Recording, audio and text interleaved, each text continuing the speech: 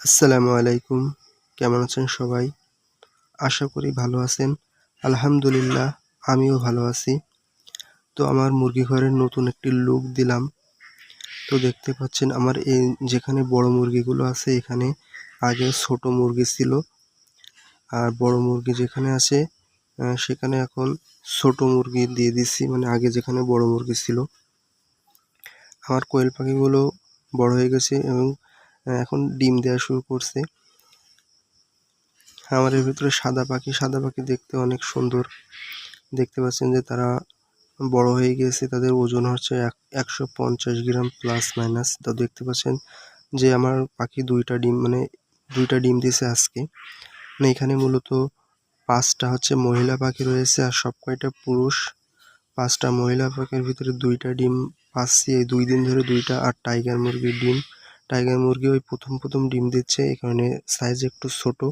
আশা করি পরবর্তীতে সাইজ বড় হয়ে যাবে ইনশাআল্লাহ। তো দেখুন মুরগিগুলো, মানে কোয়েল পাখিগুলোর সাইজ অনেক সুন্দর হয়েছে। যেহেতু পাখিগুলো ডিম দেবে এবং মদ্দার সংখ্যা বেড়ে গেছে, আমি মদ্দা হচ্ছে কমিয়ে দিয়েছি এবং আরও কয়েকটি কমিয়ে দেব। যেহেতু 5টা মদ্দার সাথে আমি যেহেতু 5টা মেয়ে 2-3টা মদ্দা রাখলে হয়ে যাবে।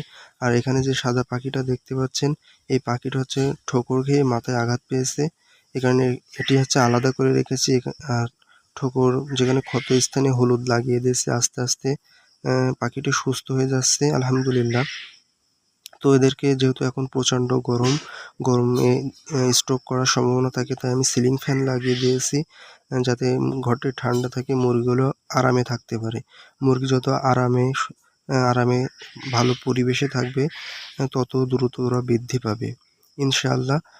তো দেখতে পাচ্ছেন মুরগিগুলো ফ্যানের তলায় বসে সুন্দর করে বাতাস খাচ্ছে। আর এই যে ছোট মুরগিগুলো, এই জায়গায় আগে বড় মুরগি ছিল, আমি জায়গা বদল করে দিয়েছি। যেহেতু এখানে হচ্ছে বেশি পরিমাণে মুরগি, তাই হচ্ছে বদল করে দিয়েছি।